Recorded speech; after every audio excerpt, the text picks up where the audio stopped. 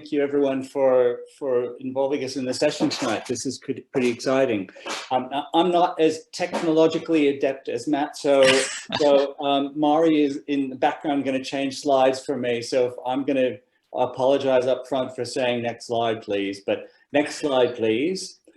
I'm going to start by just introducing you to Mullingup for the rare individual who isn't familiar with our community of 80 or so households. Actually, that's why we say Mullingup district, because that gets us from 80 households up to a rousing 120. So we're very much an agricultural community. We're about midway between Ballarat and Daylesford. It's potato farming country. We have a fantastic mix of people in the community, from the farmers to people who've had big careers in Melbourne and decided to make a tree change and everything in between. So this evening's session, if you want to switch for me, Mari, is just giving you some reflections on what worked for us as a community power hub. I know Paul said up front, and rightly so, I'm sure, that every community power hub is different and all have their own objectives. So I thought it might be useful to just talk in very broad terms about what drove our success and what worked for us. So I'm going to talk about the team, the purpose, engaging the community, getting the right help you need, casting a wide net, and being open to opportunities. And by the way, that's our very professional little logo for the group that we formed. So I'll start with forming a team.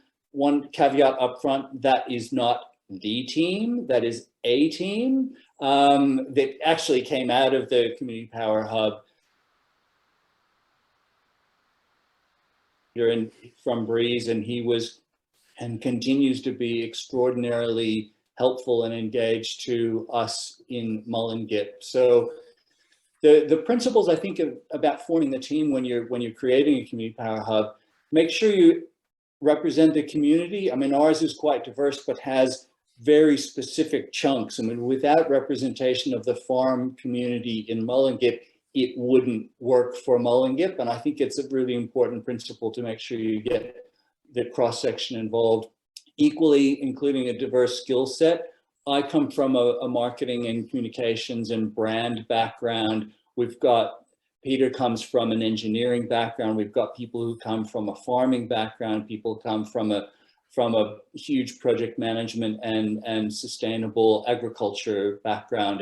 And all of those voices in the mix have been really important. But the one thing we all have in common is my third point about having a passionate interest. In our case, not just about sustainability, but about the viability and vibrancy of our community. We're really driven by community here, and sustainable energy is something that's something we all share. So I'll move on next to the purpose. Now, as a brand guy, I particularly think this is important. If you've got a rudder of why you're doing this, like what your vision is for your community power hub and how you want to drive your decisions, I think it's very valuable over the whole life of the project. So in our case, we had 4, which happened coincidentally to form a lovely little acronym of SEED, which is great for an agricultural community. But we wanted to make sure that everything we did was socially beneficial. In other words, fostering local cohesiveness and benefits as much as possible. Is important to our community, our district. We wanted to be economically effective. Farmers are very pragmatic people. If you don't have a solution that's going to make economic sense to them, it's not going to get up. And the same with the community more broadly. And then the last one is about being deliverable, just in a practical, pragmatic sense. We didn't want to pursue anything that was pie in the sky. We wanted to make sure it was going to actually be doable and we'd be able to pull it off and have it work for both households and farms. So the next one is in engaging the community, because in our case, it was absolutely all about working for the community broadly and bringing the community together. We have a fantastic community hall, which was the first slide, and it is the hub of our community. It's very real here. So we leveraged that with meetings at the hall. We put up posters, we send out newsletters, we did letterbox drops that image on the left is an example of one of the newsletters that we sent out by email to people on our list and also via letterbox drops. So we made sure that the community who stood to benefit from what we were doing was aware of us and had the opportunity to get involved if they chose to. The next one is about getting help and advice, and Matt, I know, talked a lot about the value of Breeze's input in their project, and it's absolutely, I'll echo that. Peter Reed was involved with us from the beginning and continues to be.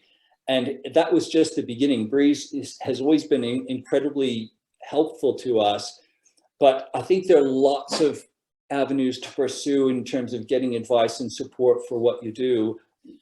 We're an example. Talking to other Community Power Hub committees, we learned from each other. We needed consultants generating sustainable energy, and none of us are experts in that. So we found consultants who are experts in sustainable energy and got them involved in helping us quantitatively and in a disciplined way consider the options and evaluate the relative merits of different scenarios that we might pursue.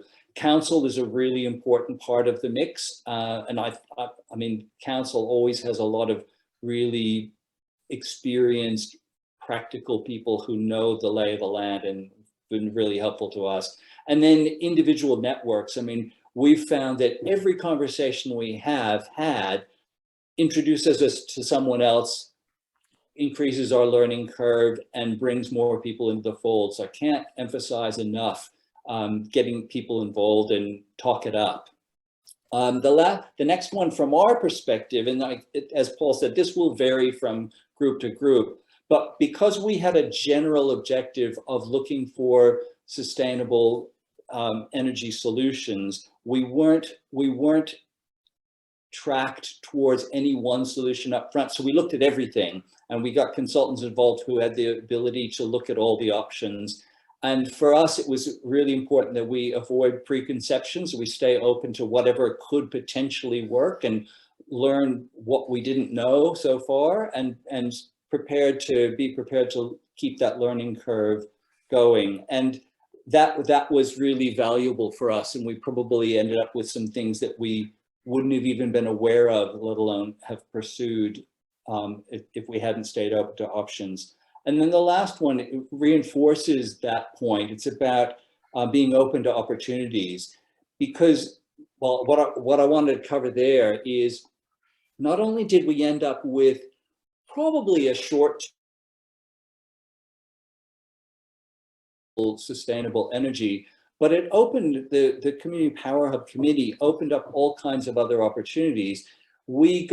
Because we were actively engaging with our community, and specifically the farmers in the community, we built a relationship with them that tracked us into identifying some grant opportunities through Agriculture Victoria to give them opportunities to increase their sustainable infrastructure. And then that led us to form an actual company called Made Energy, which is involved in using anaerobic digestion to generate power and fertilizer, to produce power and fertilizer, which in a circular economy way loops back through the farmers and starts with their waste products and ends with power and fertilizer for them. And that's been supported by Agriculture Victoria, by the federal government, and continues to involve Breeze. Peter Reed is one of our team and is continuing to work with us. And it's just done a phenomenal job, not just in terms of sustainability in agriculture, but galvanizing the community, building our network, which continues to grow, and we're constantly exploring new ideas. So while we've kind of capped off the project of the Community Power Hub, it continues to inspire a way of working together as a community and is taking us in all sorts of new and exciting directions. So that's me. Thank you for your time.